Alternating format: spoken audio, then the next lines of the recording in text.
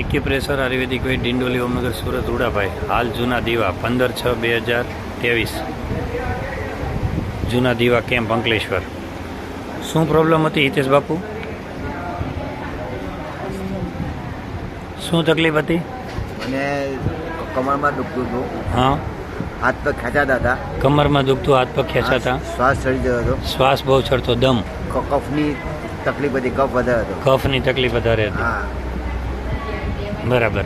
આપણે કેટલા દિવસ થયા દવા લીધી અને 2 મહિના પૂરા થયા। 2 મહિના પૂરા થઈ ગયા। હવે કેવું લાગે છે? હવે બહુ ઘણું સારું છે।